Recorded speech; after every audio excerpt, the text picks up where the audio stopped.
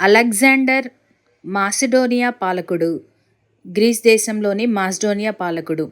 అతడు ప్రపంచ విజేతగా మారాలని కోరుకున్నాడు. కానీ అతను ప్రపంచాన్ని జయించలేదు. కానీ అతడు ఈజిప్ట్ మరియు పశ్చిమ ఆసియా యొక్క భాగాలను జయించి భారత ద్వీపకల్పానికి చేరుకొని బియాస్ నదీ తీరం వరకు వచ్చాడు. అతను మరింత తూర్పు వైపుకు వెళ్ళాలని భావించినా అతని సైనికులు నిరాకరించారు. వారు భయపడ్డారు.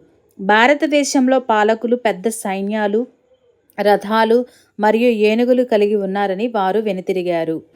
చూడండి, అలెగ్జాండర్ గారు అతను ప్రపంచ విజేతగా మారాలని కోరుకున్నాడు. కానీ అతను ప్రపంచాన్ని జయించలేకపోయాడు. కానీ అతడు ఈజిప్ట్ మరియు పశ్చిమ ఆసియా యొక్క భాగాలను జయించారు.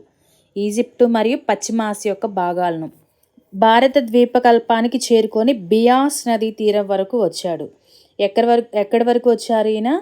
బియాస్ నదీ తీరం వరకు. ఎక్కడిది? భారత ద్వీపకల్పంలోని బియాస్ నదీ తీరం వరకు ఈయన వచ్చారనమాట.